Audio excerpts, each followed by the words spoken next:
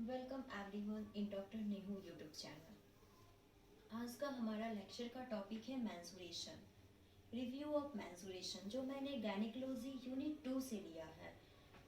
GNM third year students, जो भी GNM में थर्ड ईयर में होंगे वैसे स्टूडेंट्स को बहुत ही ये इम्पोर्टेंट टॉपिक है उनके लिए। एग्ज़ामों में अक्सर क्वेश्चन इससे आता है। तो मेंस्ट्रुएशन का रिव्यू देखने से पहले मैं ये आप लोग को बताना चाहूँगी कि मेंस्ट्रुएशन जो है स्टार्ट कैसे होता है, क्यों होता है, क्या चेंजेस होते हैं उनकी वजह से। तो आप लोग जनरल घरों में भी अपने आप में फील किया होगा कि अगर आप बहुत दिनों बाद किसी से मिलते हो, चाहे फैमिली में, फ्रेंड्स में, कलीग्स, किसी से भी मिलते हो, तो सुनने को मिलता होगा, अरे वाह तुम तो इतने छोटे, जब मैंने तुमसे मिला था तो इतना छोटा था, आज तुम अचानक इतना बड़ा कैसे हो गया। तो ये सारे मन में आपको थोड़ा फनी लगता होगा कि ऐसा अंकल ने ऐसा कहा, फ्रेंड्स ने ऐसा कहा। तो ये सारे जो भी आपने चेंजेस ऑटोमेटिकली अल्टीमेटली जो देखने को मिलता है वो हार्मोनल चेंजेस की वजह से या फिजिकली चेंजेस की वजह से देखने को आपको मिलता है। तो ये एक ऐसा समय है जिसको हम लोग प्यूबर्टी कहते हैं। इसमें क्या होता है कि it is the time when child's body changes into adults body. इस कंडीशन में क्या होता है कि जो किड्स है उसमें मैच्योरिटी आने लगता है और वो एडल्ट बॉडी में कन्वर्ट हो जाता है। It is the time when child body changes into adults body, या others in other words we can define, दूसरे शब्दों में भी हम डिफाइन कर सकते हैं कि द एज या फिर the time eight which kids body changes into adults body. एक ऐसा समय जिसमें किड्स बॉडी जो है एडल्ट बॉडी में कन्वर्ट होता है, वो टाइम क्या कहलाता है? प्यूबर्टी। Definition clear? ओके। अब ये जो है जैसे गर्ल में प्यूबर्टी एज जो है 10 to 14 ईयर्स में देखने को मिलता है। बहुत सारे बुक में आपको ये एज जो है वैरी करेगा, 11 to 15 ईयर्स होगा, किसी में 16 ईयर्स भी होगा। तो जनरली आप 10 to 14 ईयर्स अगर लिखते हो एग्जाम में तो वो करेक्ट माना जाएगा। और मेल इट मीन्स बॉयज़ के केस में 12 to 16 ईयर्स जो है प्यूबर्टी एज को माना गया है। जैसे गर्ल के केस में क्या होता है कि ओवम रिलीज होने लगता है, girl start to release ovum. क्या होता है गर्ल्स के केस में? Girl start to release ovum. क्या है? Girl start to release ovum. Like that boy के केस में क्या होता है कि स्पर्म का फॉर्मेशन होने लगता है। तो ये सारे चेंजेस जो प्यूबर्टी स्टेज में देखने को मिलता है, तो वो मेल में क्या है, फीमेल में क्या है, उसको हम जो है वन बाय वन देखेंगे। अभी जो है देखेंगे कि फीमेल के केस में एट प्यूबर्टी क्या चेंजेस होता है, what are the changes take place in female at puberty stage या प्यूबर्टी एज। तो first of all get taller and heavier. मैंने पहले ही अपने लेक्चर स्टार्ट करने से पहले ही कहा कि आपको बहुत ऑटोमेटिकली आपकी एज ग्रोथ करते हैं, आप लंबे होने लगते हो, बहुत सारे चेंजेस आपको देखने लगता है, आपका बॉडी हैवी होने लगता है। तो वही फर्स्ट क्या है? Get taller and heavier.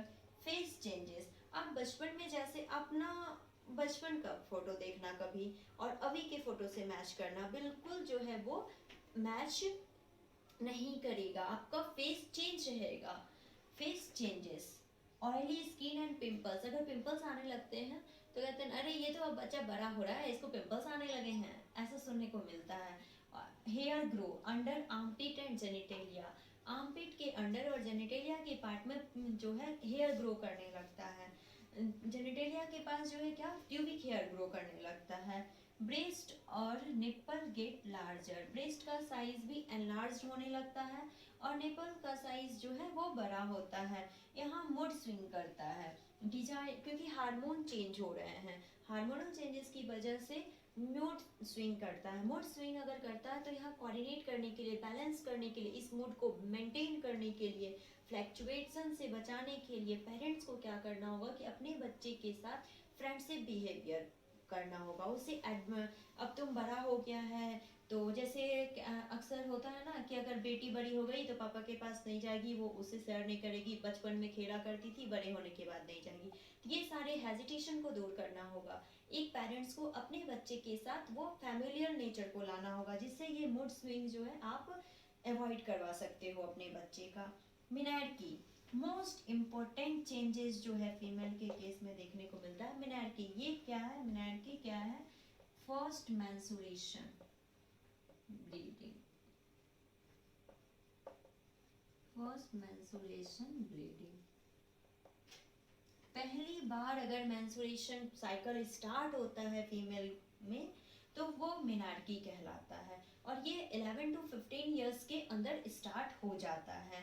और जैसे ही मेंस्ट्रुएशन स्टार्ट होगा तो जनरली है ओव्यूलेशन तो स्टार्ट होगा ही। तो ये जब हम मेंस्ट्रुएशन पढ़ाएंगे तो आपको इस टॉपिक को अच्छे से डीपली डिस्कस करेंगे। अब जो है कि ये जो चेंजेस हमको फीमेल में देखने को मिला, तो what are the most important changes, क्या इम्पोर्टेंट चेंजेस आपको दिखाई देगा फीमेल में? तो फर्स्ट ऑफ ऑल क्या होगा कि जब फीमेल बड़ी होने लगती है तो उसमें ब्रेस्ट का डेवलपमेंट होने लगता है, निपल का साइज बड़ा होने लगता है। साथ में क्या है कि आपको आर्मपिट के अंडर हेयर ग्रोथ करेगा, जेनिटलिया के पास प्यूबिक हेयर ग्रोथ करेगा, ये सेकेंड है। लास्ट में क्या है? मेंस्ट्रुएशन साइकिल स्टार्ट हो जाता है। मेंस्ट्रुअल साइकिल जो स्टार्ट होता है उसी से मेंस्ट्रुएशन भी स्टार्ट होता है। अगर एग फर्टिलाइज नहीं करता है, पहले ही मैंने बताया कि गर्ल जो है ओवम रिलीज करना स्टार्ट कर देती है, और बॉय जो है वो क्या, स्पर्म जो है वहाँ रिलीज होने लगता है। तो अगर यहाँ फर्टिलाइजेशन नहीं होता है तो मेंस्ट्रुएशन स्टार्ट हो जाएगा, अगर फर्टिलाइज हो जाता है तो फर्टिलाइजेशन प्रोसेस आगे की ओर बढ़ेगा। तो ये कैसे होगा उसको हम मेंस्ट्रुएशन जब साइकिल पढ़ेंगे उसमें डिस्कस करेंगे। अभी बस देख लेंगे चेंजेस क्या क्या देखने को मिलेगा। तो ये सारे चेंजेस जो थे एट प्यूबर्टी एज में फीमेल में देखने को हमको मिलेगा। लेकिन जब अगर हम मेल की बात करते हैं, किसकी बात करते हैं? मेल की। अगर हम मेल की बातें करते हैं तो मेल में क्या होगा कि बहुत सारे चेंजेस हमको मेल में भी देखने को मिलेंगे।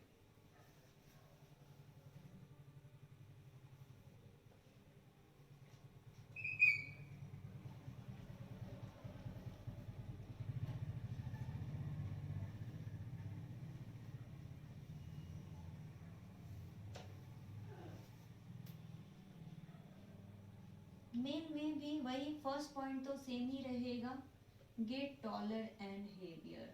क्या होगा? फेस फिर चेंजेस, फेस भी चेंजेस हमको मिलेंगे। जो छोटा बच्चा था अभी वैसा वो नहीं दिखेगा। उसके बाद क्या होगा कि उसके मेल के केस में गेट मोर मसल्स। क्या? Get more muscles. Voice changes होगा, वॉइसेस चेंजेस। पेनिस का साइज इंक्रीज करेगा, पेनिस साइज एनलार्ज्ड। उसके बाद इसमें क्या हमको देखने को मिलेगा? मूड यहाँ भी स्विंग करेगा, मूड स्विंग्स होगा तो सेक्सुअल डिजायर इंक्रीज करेगा, sexual desire raised. Mood swings हुआ, सेक्सुअल डिजायर रेज्ड हो गया। स्क्रोटम चेंजेस,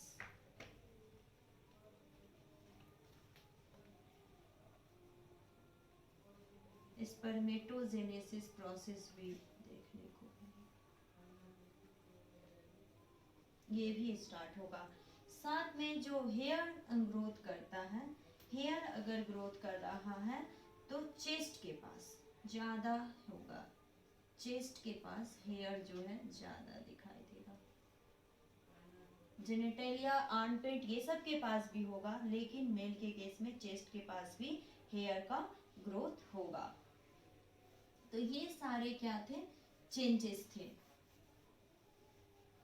मेल और फीमेल के बीच में। अब हम देखेंगे कि जो बॉय का पार्ट्स क्या है और फीमेल का पार्ट्स क्या है, ये सारे चीज को हम अब देखेंगे। तो ये जो चेंजेस हो रहे थे वो क्यों हो रहे थे, हार्मोन चेंजेस की वजह से। अगर बॉय की पार्ट्स देखें, बॉय पार्ट्स में क्या होगा, four skin, penis. Four skin क्या है, पेनिस का आउटर कवरिंग, पेनिस का ये आउटर कवरिंग जो फोर स्किन कहलाता है। ये सारे पार्ट्स जो है वो बॉय के हैं, यूरेथ्रा, स्क्रोटम, प्रोस्टेट ग्लैंड,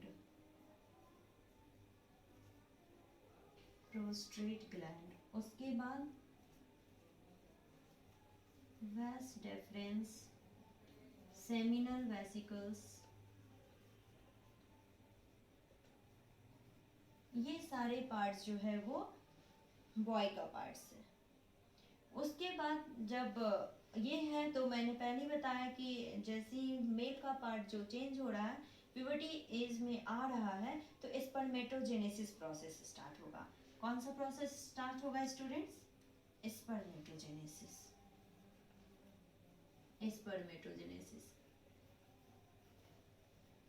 इसको मैंने अपने लेक्चर में बहुत डीपली में बताया है, एक बार आप जाकर चेक कर सकते हैं हमारे चैनल को, वहाँ आपको ये एक बहुत ही क्लियर वे में मिल जाएगा। स्पर्मेटोजेनेसिस को सिंपल डिफाइन कर सकते हैं, the process of formation of sperm, the process of formation of sperm is term as spermatogenesis.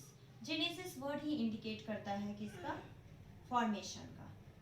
फिर जो है नेक्स्ट जो है बॉय में देखने को मिलेगा इरेक्शन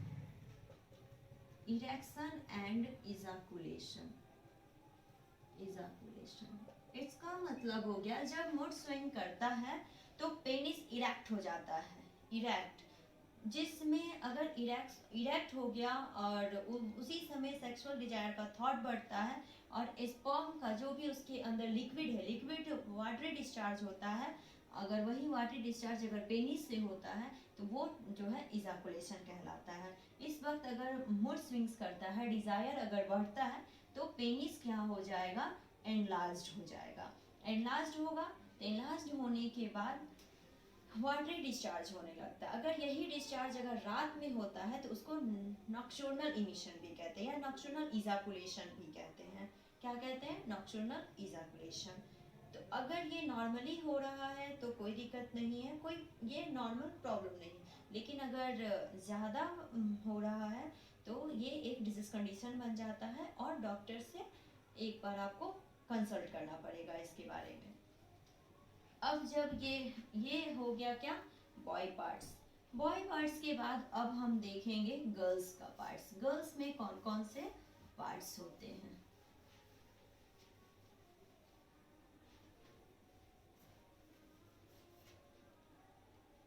गर्ल्स पार्ट्स।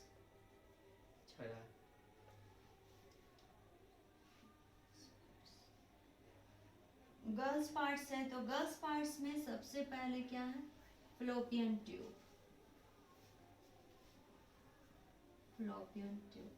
ये ट्यूब्स जो है ट्यूब लाइक स्ट्रक्चर, इस टाइप का स्ट्रक्चर होता है, ठीक। और इसी में जो है फिंगर लाइक प्रोजेक्शन लगा हुआ होता है। फिंगर लाइक प्रोजेक्शन होता है जो क्या करता है कि अगर जैसे ये इधर से फिगर आप देखेंगे तो आपको क्लियर होगा, ओवरी लगा हुआ रहता है और यहाँ ओव्यूलेशन होता है, ये क्या करता है, एग को कैच करता है आगे को बढ़ाने के लिए। उसके बाद इसमें यूट्रस, फीमेल का फ्लोपियन ट्यूब हो गया, uterus, vagina, ovary, cervix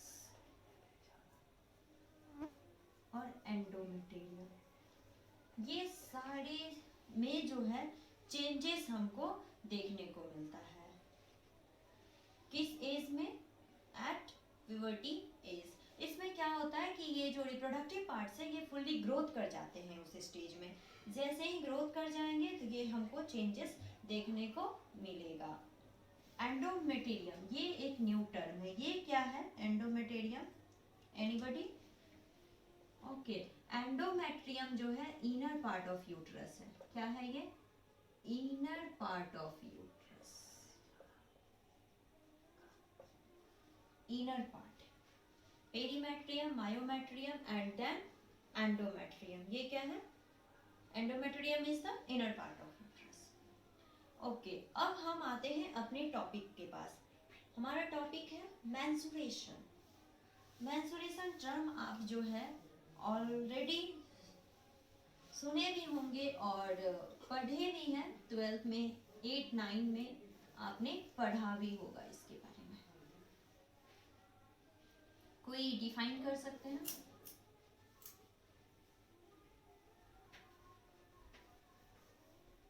okay, good.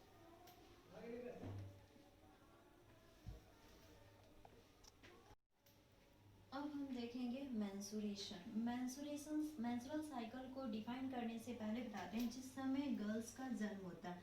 Suppose कि ये अगर एक गर्ल्स है, गर्ल्स का अगर बॉर्न होता है तो उसके पास हंड्रेड्स ऑफ थाउजेंड ऑफ क्या होते हैं? टीनी एग्स होते हैं। उसके पास हंड्रेड्स ऑफ थाउजेंड ऑफ बहुत सारे एग प्रेजेंट होते हैं। तो उसी को हम लोग क्या कहते हैं? ओवा। ये ओवा जो है मिलियन, जब थाउजेंड में बहुत सारे प्रेजेंट होते हैं, मेनी मोर, तो वो ओवा कहलाता है। यही अगर वन की बात करें तो वो वन एग की अगर बात करें तो उसको हम लोग क्या कहते हैं? ओवम।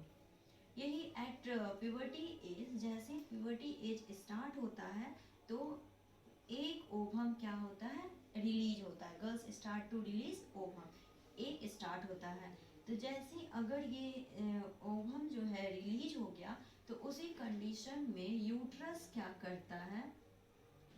यूट्रस क्या करता है कि यहाँ पर यूट्रस, अगर सपोज ये यूट्रस है तो यूट्रस क्या करता है कि एक अपना ग्रो करने लगता है। उसमें बहुत सारे उसके अंदर जो है उसी समय थिक लाइनिंग ग्रोथ, इस टाइप का थिक लाइनिंग जो है ग्रोथ करेगा। ग्रोथ जो कि बहुत सारे ब्लड वेसल्स वहाँ प्रेजेंट होते हैं। वो जो लाइनिंग है, थिक लाइनिंग, बहुत सारे ब्लड वेसल से प्रेजेंट होते हैं। जब आगे हम बढ़ेंगे तो उसमें ये पता चलेगा, ये लाइनिंग जो इस टाइप से प्रेजेंट होते हैं एंडोमेट्रियम के पास बेड लाइक स्ट्रक्चर बना देता है। वही क्या है कि डेसिडुआ कहलाता है। क्या कहलाता है? डेसिडुआ, डेसिडुआ कहलाता है। तो ये डेसिडुआ जो है यहाँ पर पहले ये क्या करेगा कि एक ऐसा जगह बना देता है, एक ऐसा घर बना देता है कि ओवम जो रिलीज हुआ है, जो ओवम रिलीज हुआ है, ओवम रिलीज होने के बाद ओवरी, अगर सपोज ये ओवरी है तो ओवरी से ओवल्यूशन अगर हो जाता है तो ये यहाँ पर फिंगर लाइक प्रोजेक्शन से कैच होने के बाद यहाँ फ्लोपियन ट्यूब के पास पहुँचेगा। सपोज कि अगर ये इस टाइप का स्ट्रक्चर है, यहाँ फिंगर लाइक था, इधर ओवरी आया, ओवम, और ये एम्पुला है, ये कैच करके यहाँ जो है कॉन्ट्रैक्शन मिलेगा। सीलिया लाइक स्ट्रक्चर प्रेजेंट है जो कॉन्ट्रैक्शन देगा, मसल्स कॉन्ट्रैक्शन मिलेगा, इसे ये आगे की ओर पुश करेगा और ये इस तरीके से आगे बढ़कर यहाँ पर आकर क्या करेगा कि फर्टिलाइजेशन के प्रोसेस को कैरी ऑन करेगा। यहाँ इम्प्लांटेशन स्टार्ट होगा। ये कैसे कैसे डेवलपमेंट ये सब होता है ये हमारे लेक्चर में दिया हुआ है, लिंक में जाकर एक बार आप देख सकते हैं। फिटल डेवलपमेंट में और इम्प्लांटेशन में आपका वहाँ पर ये सारे डाउट जो है क्लियर हो जाएगा। तो आप वहाँ देख सकते हैं ये कैसे स्टार्ट होता है। क्योंकि अब यहाँ हम बस मेंस्ट्रुएशन पढ़ रहे हैं तो अपने टॉपिक से आगे नहीं बढ़ेंगे, हम मेंस्ट्रुएशन पे ही रहेंगे। बस यहाँ एक बार रिकैप कर रहे हैं। तो यहाँ आने के बाद अगर ये हो जाता है तो यहाँ क्या होगा कि इम्प्लांटेशन की प्रोसेस स्टार्ट होगा। लेकिन यही अगर सपोज कि यहाँ पर ओवम जो है नहीं पहुँचा, यहाँ स्पर्म से एम्पुली इस्मिक जंक्शन पे स्पर्म से उसका मीटिंग नहीं हुआ और ओवम के पास जो है दोनों एक दूसरे से नहीं मिला। सपोज कि ये अगर कोई बंदा है, ये वेट कर रहा था कि हम दोनों एक दूसरे से मिलेंगे, लेकिन बीच में विलेन आ गया। क्या आ गया? विलेन। ये विलेन क्या करेगा कि दोनों को मिलने ही नहीं देगा। जब आपस में मिलने ही नहीं देगा, दो सपोज कि 2 लवर है, दोनों लवर को एक दूसरे से मैच नहीं करने देगा, मिलने नहीं देगा, तो आगे किसी भी तरह की कोई बात जो है नहीं बढ़ेगी। जब ये बात बढ़ेगा ही नहीं तो ये प्रोसेस तो होगा ही नहीं। इट मीन्स कि ये यहीं पर खत्म हो गया। अब इधर हम आ जाते हैं सेकेंड, इधर फर्स्ट फेज में अपने पास आते हैं। ये जो गर्ल से वन एग रिलीज हुआ ओवम, अब यहाँ स्पर्म से फर्टिलाइजेशन नहीं हुआ। जब मिला नहीं, फर्टिलाइजेशन नहीं हुआ, तो उस कंडीशन में क्या होगा कि ये सेड ऑफ होगा, सेड ऑफ, फॉलिंग डाउन। ये लाइनिंग टोटल जो है एंडोमेटेरियम जो है वो टूटने लगेगा, टूटने लगेगा तो वेजाइना के थ्रू यही ब्लीडिंग बन के बाहर निकलता है। तो आज हम इसी चीज को जानेंगे कि ये कैसे होता है। तो अभी सिंपली जाने कि गर्ल्स जब जन्म लेती है तो बहुत सारे टीनी एग्स को उसके अंदर रहता है। एक को हम लोग ओवम कहते हैं और मिलियंस थाउजेंड में प्रेजेंट है, ढेर सारी प्रेजेंट है, तो वो ओवा कहलाता है। उसी समय क्या करता है कि यूट्रस जो है अपना ख्याली पुलाव वाली दुनिया में अपना घर बनाने लगता है कि अरे ओवम तो आ ही गया है, स्पर्म आएगा मेरे पास, हम उसको रहने का जगह देंगे, गेस्ट का स्वागत करेंगे। लेकिन ये सपना जो है विलन की वजह से टूट जाता है। जैसे ये सपना टूट जाएगा तो क्या होगा कि एग जो है मिल नहीं पाया स्पर्म से, और वो लाइनिंग जो है सेड ऑफ हो जाता है। और सेड ऑफ होने के बाद वही सेड ऑफ, जो लाइनिंग सेड ऑफ होता है, वो पीरियड के रूप में बाहर आ जाता है। उसी लाइनिंग, जो सेड ऑफ होने वाली लाइनिंग को ही हम लोग पीरियड्स कहते हैं। Any doubt? ओके। अब अगर सिंपल वन वर्ड में मेंस्ट्रुएशन साइकिल को डिफाइन करने के लिए आता है तो आप इजी वे में कॉन्फिडेंटली डिफाइन कर सकते हो। Periodic discharge of blood and mucosal lining from the inner lining of the uterus occurring regularly in female through the vagina every 26 to 30 days throughout the reproductive age 15 to 45 years. Usually its duration is 3 to 5 days. आपको ये याद रखना होगा कि जो bleeding होती है वो 3 to 5 डेज, इसमें प्लस माइनस हो सकता है, प्लस माइनस हो सकता है कि +2 माइनस का ये होता है फासला। किसी का 7 डेज भी होता है, 1 वीक तक ये ब्लीडिंग चलती है, किसी का 7 डेज भी होता है और किसी का 2 to 3 डेज में भी कंप्लीट हो जाता है, खत्म हो जाता है। तो पीरियोडिक डिस्चार्ज, ये साइकिल जो है हर मंथ में आता है। Periodic discharge of blood, mucosal lining from the inner lining of the uterus occurring regularly in female through the vagina every 26 to 30 days throughout the reproductive age, usually duration 3 to 5 days. Any doubt? Okay. अच्छा, हम एक question है आप लोगों से, जो monthly menstrual discharge होता है, ब्लीडिंग डिस्चार्ज होती है, तो आप लोगों के मन में ये क्वेश्चन नहीं आता है हमारे बॉडी में जितना ब्लड है वो तो लॉस हो रहा है, इससे कुछ इफेक्ट तो नहीं है, कितना अमाउंट में हमारा बॉडी ब्लड को लॉस कर रहा है? कभी आप लोगों ने सोचा? बस सोचते हैं अरे ऐसा हुआ तो ऐसा नहीं। अब बताते हैं कि ब्लड जो है प्रत्येक साइकिल में एवरेज कितना, एवरेज जो है, average blood loss each cycle कितना, 30 ml, 30 ml ब्लड जो है लॉस होता है एवरेज। और रेंज, नॉर्मल रेंज ये करता है 13 to 80 ml, इसके बीच में ब्लड जो है ईच साइकिल लॉस होता है। एवरेज 30 ml है, ये कन्फर्मली लॉस होना ही है। और सबसे ये एवरेज, और कहते हैं ना कि अरे मेरा फर्स्ट डे नहीं होता है, सेकेंड डे ज़्यादा होता है, तो ये है कि सेकेंड डे जो है ज़्यादा loss, blood loss second day ज़्यादा होता है। एवरेज 30 ml और नॉर्मली जो लॉस होने का है वो 13 to 80 ml है। अब है कि ये जब क्लियर हो गया तो अगर रिप्रोडक्टिव एज में पहली बार ब्लीडिंग होता है, फर्स्ट टाइम कोई फीमेल को ब्लीडिंग होता है, तो उसको हम लोग क्या कहते हैं, उसको हम लोग क्या कहते हैं? एनीबॉडी? मेनार्की। अगर first time, first menstrual cycle भी इसको कहते हैं, और फिर मेंस्ट्रुअल, फर्स्ट मेंस्ट्रुअल ब्लीडिंग भी कहते हैं, first menstrual bleeding, first menstrual bleeding भी कहते हैं, या फिर फर्स्ट मेंस्ट्रुअल साइकिल भी कहते हैं, फर्स्ट मेंस्ट्रुअल साइकिल भी कहते हैं। ओके। अब है कि अब जब अगर ये स्टार्ट हुआ मेनार्की पहला बार, रिप्रोडक्टिव एज कितना हम अभी बताए हैं, 15 to 45। तो उसके बाद क्या होता है, मन में क्वेश्चन बन रहा हो, तो सीजेशन हो जाता है। उसके बाद सीजेशन मीन्स होता है स्टॉप, फिर मेंस्ट्रुअल जो है होगा ही नहीं, उसके बाद नहीं होगा, तो उस टर्म को हम लोग कहते हैं क्या, मेनोपॉज। ये बहुत ही दोनों इम्पोर्टेंट टर्म है ऑब्जेक्टिव क्वेश्चन के लिए। मेनोपॉज, इसमें क्या होता है कि मेंस जो है परमानेंट सीजेशन होता है, परमानेंट सीजेशन ऑफ मेंसेस, और 45 टू 55 इयर्स के बीच में कभी भी जो है ये बंद हो सकता है। तो आप इसको सिंपली डिफाइन कर सकते हो, permanent, permanent cessation, permanent cessation of menses. Age क्या है, 45 टू 55 इयर्स। इसमें क्या होता है कि ये परमानेंट इसमें सीजेशन हो जाता है। मेनोपॉज, अब ये अगर कोई पूछता है आपसे कि मेनार्की क्या है, मेनोपॉज क्या है, तो आई थिंक अब आप लोगों को डाउट नहीं होगा इन दोनों टर्म में। अक्सर स्टूडेंट ये दोनों टर्म में कंफ्यूज हो जाते हैं, और ये कंफ्यूज हो जाने की वजह से उल्टा आंसर करके चले आते हैं।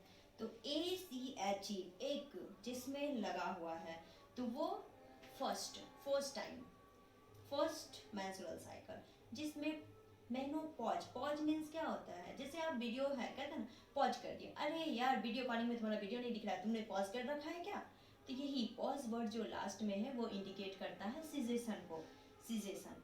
अब हम देखेंगे कि मेंस्ट्रुअल साइकिल का फेजेस, मेंस्ट्रुअल साइकिल के फेजेस में 3 फेज है, 3 phase. First phase follicular, first phase क्या है, फॉलिकुलर। सेकेंड ओव्यूलेटरी, और थर्ड हो गया लुटियन। इसको प्रो ओव्यूलेटरी भी कहते हैं, और ये पोस्ट ओव्यूलेटरी फेज भी कहलाता है। तो सबसे पहले हम पढ़ेंगे फॉलिकुलर, फॉलिकुलर फेज के बारे में। किसके बारे में पढ़ेंगे, फॉलिकुलर फेज के बारे में सबसे पहले पढ़ेंगे। फॉलिकुलर फेज में क्या होता है, क्या कि हाइपोथैलेमस जो है, हाइपोथैलेमस में गोनेडोट्रोपिन रिलीजिंग फैक्टर जो है वो रिलीज आउट होता है, जो एस्टिमुलेट कर देता है LH और FSH को, जो कहाँ से सिक्रीट होता है, एंटेरियर पिट्यूटरी से।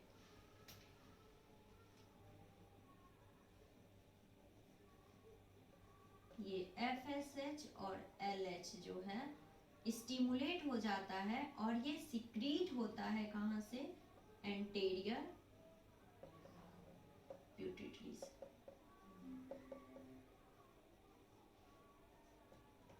एंटेरियर पिट्यूटरी से, इसका अभी हम पढ़ रहे हैं, एंटेरियर पिट्यूटरी से FSH और LHS। अब पिट्यूटरी कहाँ है, तो हाइपोथैलेमस के, हाइपोथैलेमस जो है, अब ये पिट्यूटरी जो है क्या करता है, जैसे ये पिट्यूटरी जो है, हाइपोथैलेमस जो है प्रेजेंट होता है पिट्यूटरी के एबव, पिट्यूटरी के एबव प्रेजेंट होता है, और ब्रेन के स्टॉल्क में प्रेजेंट होता है। तो हाइपोथैलेमस का मेनली फंक्शन क्या है कि वो टेम्परेचर को मेंटेन करता है। तो हाइपोथैलेमस रिलीज करता है GnRH को, जो कि स्टिमुलेट करने का काम करता है FSH और LH को। अब है FSH क्या है, तो ये है फॉलिकुलर स्टिमुलेटिंग हार्मोन। क्या है, फॉलिकुलर स्टिमुलेटिंग हार्मोन, और ये है लुटेनाइजिंग हार्मोन, लुटेनाइजिंग हार्मोन। FSH और LH, FSH हो गया फॉलिकुलर स्टिमुलेटिंग हार्मोन, और ये हो गया लुटेनाइजिंग हार्मोन। पिट्यूटरी ग्लैंड जो है प्रोड्यूस करता है FSH को और LH को। FSH जो है वो एक्ट करता है ओवरी पर, जनरली ये जो है फॉलिकुलर मैचुरेशन पे वर्क करता है, फॉलिकल के मैचुरेशन पे वर्क करता है। Act on follicle maturation. Follicle आपको डायग्राम में दिख रहा है ओवेरियन इवेंट में कि फॉलिकल कैसे प्राइमरी फॉलिकल से सेकेंडरी बना, सेकेंडरी से टर्सरी बनता है, फिर वो ग्रेफियन फॉलिकल बनता है। जब वो फॉलिकल मैच्योर हो जाता है तो एट 14 डेज पे ओवुलेशन पीरियड स्टार्ट होता है। वो डायग्राम में ये ओवेरियन इवेंट में आपको क्लियर दिख रहा होगा। प्राइमरी से सेकेंडरी, सेकेंडरी से टर्सरी और कैसे ग्रेफियन फॉलिकल में कन्वर्ट होता है। तो ये कहाँ पर एफएसएस जो वर्क करता है वो फॉलिकुलर मैचुरेशन पे वर्क करता है। और प्रत्येक फॉलिकल जो है उसके पास क्या प्रेजेंट होता है, एग प्रेजेंट होता है। और यही जो है मैच्योर होने के बाद एग को, ओवम को रिलीज करता है। और फिर एलएच जो है, एलएच क्या करता है कि ये सीएल पे वर्क करता है। सीएल इट मीन्स कि कॉर्पस लूटनम, कॉर्पस लूटनम पे वर्क करता है जो कि हार्मोनल को रेज्ड अप करता है। हार्मोन पे वर्क, एस्ट्रोजन एंड प्रोजेस्टेरोन के मेंटेनेंस पे ये वर्क करता है। लुटेनाइजिंग हार्मोन ये उस पे डिपेंड करता है। क्या करता है, क्या कि ये इनिशिएट करने का वर्क करता है, जो इनिशिएट करेगा जिससे कि मेंस्ट्रुअल प्रोसेस जो है आगे बढ़ेगा। कैसे ग्राफ जो दिख रहा होगा वो हम अभी जस्ट क्लियर करेंगे कि कब ग्राफ जो है रेज्ड होता है, कब ग्राफ जो है डाउन होता है, ये सारे देखने को हमको मिलेगा। अब फॉलिकुलर फेज जो है वो 1 से 13 डे चलता है। कितना डे? 1 से 13 डे, 1 से लेकर 13, यानी कि बिफोर मैचुरेशन, ग्रेफियन फॉलिक्यूल के मैचुरेशन से बिफोर जो भी डे है वो आता है फॉलिकुलर फेज में। किस फेज में आता है? फॉलिकुलर फेज में, वो फॉलिकुलर फेज में आता है। अब हम देखते हैं ओव्यूलेटरी फेज।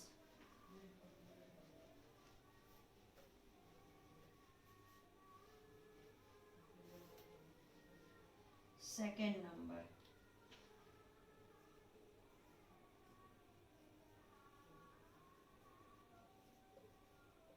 Ovulatory phase. ये ओव्यूलेटरी फेज जो है ये 16 to 30 आवर्स के लिए होता है। आपको एक चीज ध्यान रखना होगा, वहां मैंने डे की बात की थी, यहाँ आवर्स की बात कर रही हूँ। फॉलिकुलर फेज 1 से 13 डे होता है, 1 से लेकर 13 डे तक। जब तक ये फॉलिक्यूल मैच्योर होके वो एग को रिलीज नहीं कर देता है तब तक वो फेज जो है प्री ओव्यूलेटरी फेज कहलाता है, जो कि फॉलिकुलर फेज होता है। और अब हम बात जो कर रहे हैं ओव्यूलेटरी फेज की। ओव्यूलेटरी फेज में 16 to 30 आवर्स के लिए ovulatory phase simple ovulate anything. और तो ओव्यूलेशन है, यहाँ किस चीज की ओव्यूलेशन होगी? ओवम का ओव्यूलेशन होगा। तो फेज जो है जैसे ही एलएच का ल्यूटेनाइजिंग हार्मोन एंडोमेटेरियम को जो इनिशिएट करता है हार्मोन, वो रेस्ट करेगा। जैसे ही रेस्ट करेगा तो वो क्या करेगा कि डोमिनेंट फॉलिक्यूल को क्या स्टिमुलेट करेगा। ओवरी से क्या है कि ग्रेफियन फॉलिक्यूल जो ये पार्ट बना हुआ है इस टाइप से, ये ग्रेफियन फॉलिक्यूल पर जो एलएच सर्च वर्क करेगा ये क्या होगा कि यहाँ से ये हट जाएगा और ये जो एग यहाँ प्रेजेंट है वो बाहर आ जाएगा। और एट 14 डेज जो 14 डेज ये क्या है, रिलीज हो गया, ओवम जो है वो बाहर आ गया। और फिर जैसे ही ये बाहर आ गया तो मैंने डायग्राम में क्लियर की थी कि यूट्रस से जो है इस टाइप से ओवरी जो है वो अटैच होता है और इधर से फिंगर लाइक प्रोजेक्शन आया हुआ रहता है, जो कि एम्पुला होते हुए फ्लोपियन ट्यूब से जुड़ा होता है। कैसे? अब सपोज कि यहाँ पर अगर ओवम रिलीज हो गया है तो ये क्या होगा, कैच हो जाएगा फिंगर लाइक प्रोजेक्शन से और एम्पुला के पास आ गया। और ये जैसे ही एम्पुला के पास आता है तो ये यहाँ सीरिया लाइक स्ट्रक्चर प्रेजेंट है, मसल्स का कॉन्ट्रैक्शन होगा। मसल्स का कॉन्ट्रैक्शन होगा तो वो मसल्स क्या करेगा कि पुश करेगा, पुश करेगा जिससे कि ये एम्पुला के पास आ गया। और हम लोग जनरली जानते हैं कि फर्टिलाइजेशन क्या हो, कहाँ पर होता है? एम्पुलरी इस्टमिक जंक्शन पे, एम्पुलरी इस्टमिक जंक्शन।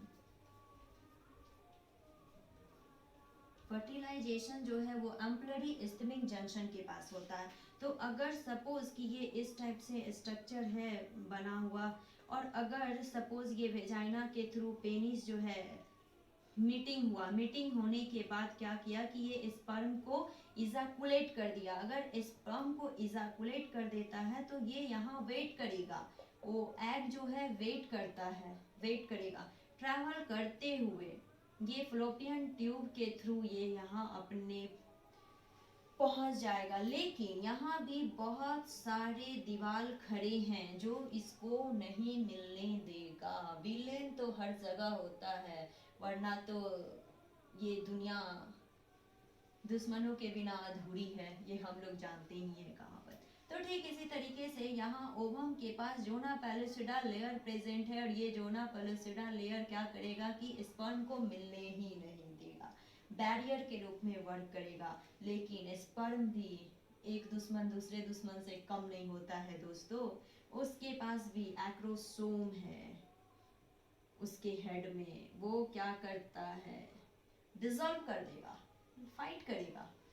जो पावरफुल होता है, जो जिसके पास पावर नहीं है वो गिर जाएगा, इधर ही रास्ते में खत्म हो जाएगा। लेकिन जो पावरफुल है वो फाइट करेगा, लड़ेगा, और इस लेयर को, इस दीवार को तोड़ देगा और अपने दोस्तों से जाकर मिल लेगा। मिलने के बाद क्या होगा कि फर्टिलाइजेशन स्टार्ट होगा, और फर्टिलाइज दोनों मीट के दो टू एन कंडीशन हो जाएगा, हेप्लॉइड हेप्लॉइड मिलके टू एन कंडीशन होगा, और जाइगोट बनने के बाद ये आगे की ओर बढ़ेगा।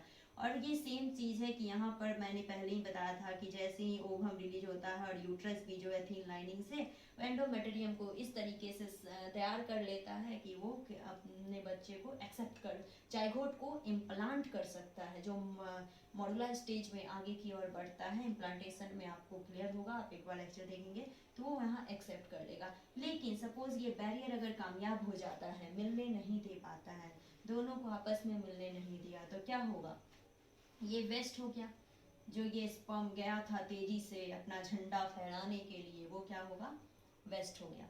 जैसे ही वेस्ट होगा तो ये यहाँ पर प्रोसेस नहीं होगा, ये लाइनिंग क्या होगा, सेट ऑफ हो जाएगा। ये लाइनिंग सेट ऑफ होगा, टूटेगा, तो उसके बाद कौन सा फेज स्टार्ट हो जाएगा, लुटियल फेज, यानी कि पोस्ट ओव्यूलेटरी फेज। ओव्यूलेशन के बाद का फेज स्टार्ट होगा। If the fertilization does not take place, अगर फर्टिलाइजेशन नहीं होता है, if the fertilization doesn't take place, then the menstruation process is carry on। फिर क्या होगा कि विजाइना के थ्रू म्यूकसल लाइनिंग का जो भी ब्लड वेसल्स है वो सेट ऑफ होता है, और वो विजाइना के थ्रू पीरियड्स के रूप में एवरी साइकिल ईच मंथ में बाहर आता है।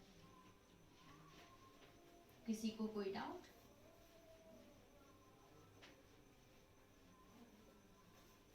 तो ये तो हो गया ओव्यूलेटरी फेज। ओव्यूलेटरी फेज के बाद आता है लुट्रल फेज। यहाँ बस क्या होता है कि ओव्यूलेशन होता है, ओव्यूलेशन हो गया। ओव्यूलेशन होने के बाद लुटियल फेज में वही फर्टिलाइजेशन वाली स्टोरी जो मैंने बताई आपको, वही सारी स्टोरी इस फेज में होता है। अगर फर्टिलाइजेशन नहीं हो पाया, ओवम प्लस स्पर्म एक दूसरे से नहीं मिल पाया, जाइगोट का फॉर्मेशन नहीं हो पाया, तो क्या होगा कि मेंस्ट्रुअल साइकिल स्टार्ट होगा, मेंस्ट्रुअल साइकिल स्टार्ट होगा। क्लियर? ओके।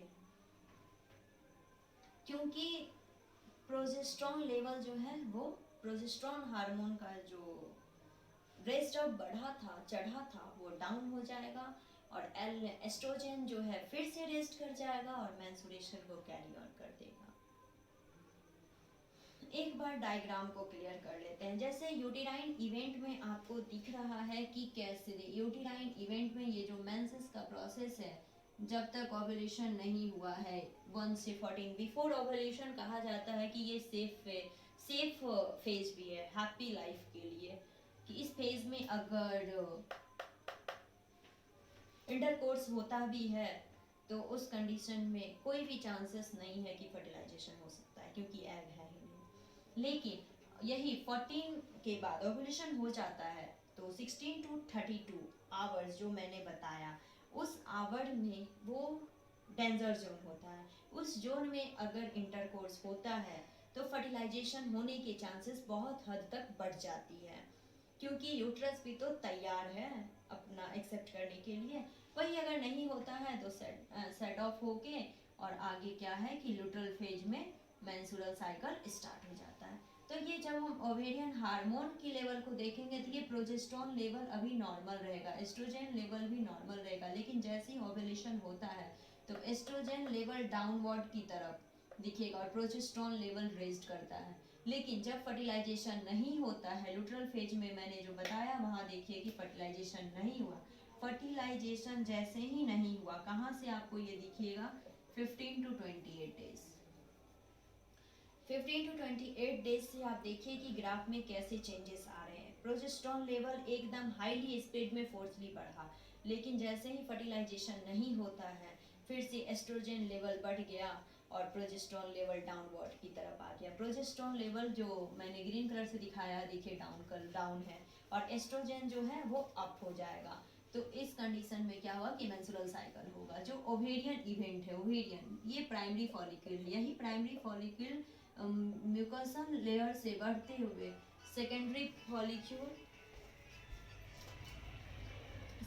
फॉलिक्यूल में होगा। सेकेंडरी फॉलिक्यूल में जो बनेगा यही सेकेंडरी जो है टर्सरी फॉलिक्यूल होगा, और टर्सरी फॉलिक्यूल जो मैच्योर होने के बाद ग्रेफिन फॉलिक्यूल बनाएगा, और वो ग्रेफिन फॉलिक्यूल क्या करेगा, यहाँ मैच्योर होने के बाद एग को रिलीज आउट करेगा, और एग रिलीज आउट होगा तो फिर वहाँ पर एलएच जो है वर्क करता है कॉर्पस लूटनम पे, और कॉर्पस लूटनम पे जो वर्क करेगा जिससे क्या होगा कि कॉर्पस लूटनम के पास ही प्रोजेस्टेरोन हार्मोन सिक्रीट होता है जो कि प्रेगनेंसी को मेंटेन करने में हेल्प करेगा। लेकिन जैसे स्पर्म से मीटिंग नहीं होता है तो वो वहाँ डाउन हो जाएगा, और इसके बाद मेंस्ट्रुएशन जो है ब्लीडिंग स्टार्ट होगा। पिट्यूटरी हार्मोन लेवल में भी सेम कंडीशन आपको दिख रहा होगा। अगर आपको इतनी सारी लेक्चर और थ्योरी याद नहीं रहती है दोस्तों एग्जाम में, तो आप क्या करना, ये डायग्राम सिंपल बना देना। अगर आप ये डायग्राम ही बना के छोड़ देते हो तो अगर 5 मार्क्स का वो क्वेश्चन है तो आपको एग्जामिनर इसको देखकर 3 मार्क्स जरूर दे देगा, क्योंकि उन्हें साफ साफ इंडिकेट होगा कि स्टूडेंट को सब कुछ समझ में आ रहा है, क्लियर है। तो आप ऐसा कर सकते हो।